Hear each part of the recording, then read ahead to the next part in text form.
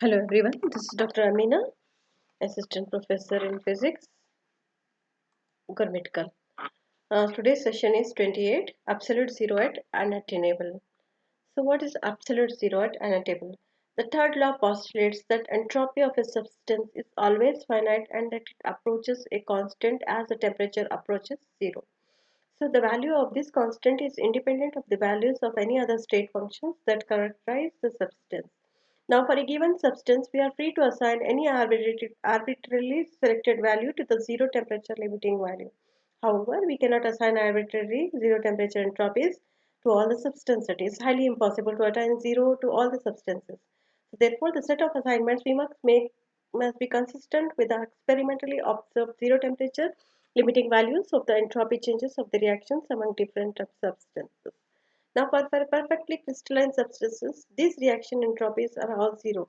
We can satisfy this condition by assigning an arbitrary value to the zero temperature molar entropy of each element and stipulating that zero temperature entropy of any compound is the sum of the zero temperature entropies of its constituent elements. Greatly this calculation is greatly simplified if we let the zero temperature entropy of any element to be zero. This is the essential content of the third law, that is, the Lewis and Randall statement incorporates the selection of zero entropy reference a state of entropy specifying at a crystalline state of each element at 0 degrees. As a result, the entropy of any substance at 0 degrees is greater than or equal to 0. That is, the Lewis and Randall statement includes a convention that the fixes zero temperature limiting value of the entropy of any substance. In this respect, the Lewis and Randall statement makes an essential arbitrary choice that is not an intrinsic property of the nature. We see, however, it is an overwhelmingly convenient choice. We have discussed alternative statements of the first and second laws. A number of alternative statements of the third laws are also possible. So we consider the following. It is impossible to achieve a temperature of the absolute zero. This statement is more general than the Lewis and Randall statement. If we consider the application of this statement to the temperature attainable in process involving a single substance, we can show that it implies and is implied by Lewis and Randall statement. So properties of the heat capacity Cp, Cv that plays a central role is in these arguments. So if we think about a substance whose heat capacity is less than zero, we can encounter a contradiction of our basic ideas about the heat and temperature for Q less than 0 or Q greater than delta T or less than Q.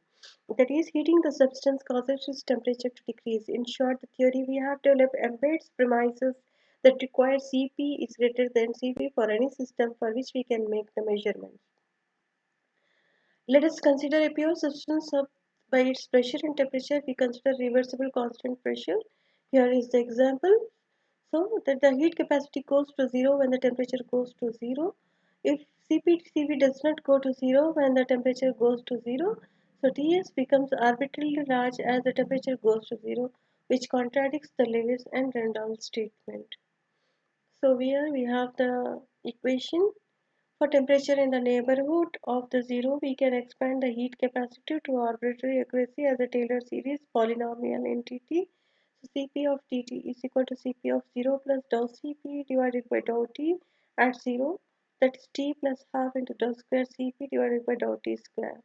This is the series we have to continue like. Then the condition on the left requires Cp of 0.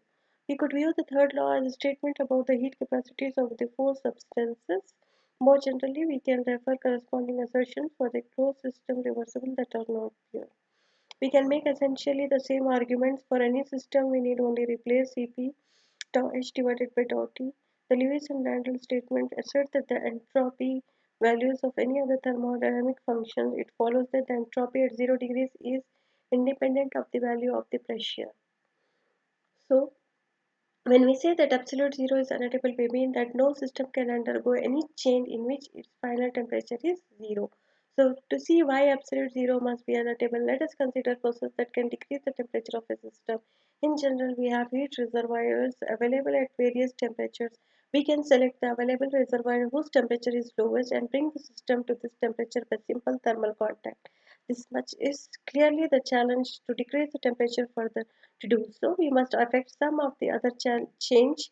Whatever this change may be, it cannot be aided by an exchange of heat and surroundings. Once we have brought the system to the temperature of the coldest available portion of the surrounding, any further exchange of heat with the surrounding can only be encountered productive.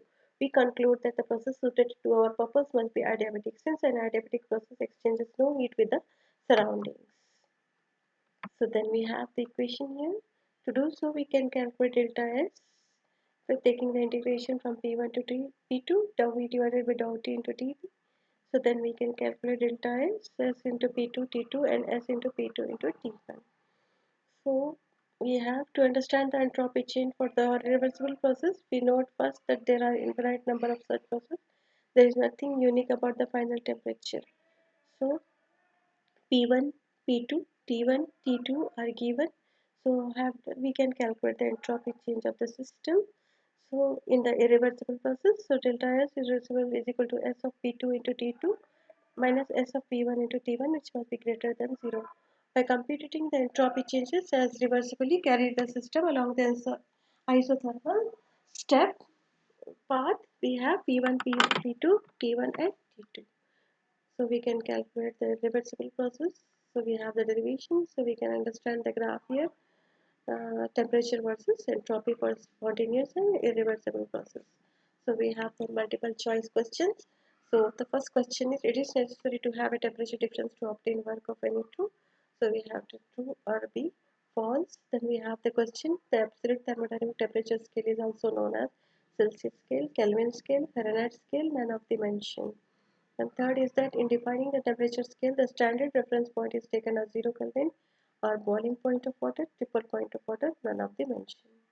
So we have when the heat transfer isothermally between the given dash decreases the temperature dash. Isotherm increases, isotherm decreases, adiabatic increases, and adiabatic decreases. So last one is if a system undergoes a reversible isothermal process without transfer of heat, the temperature at which this process takes place is called absolute zero, triple point of water, boiling point of water, none of the mentioned. So these are the we have the multiple choice questions. So thank you for this.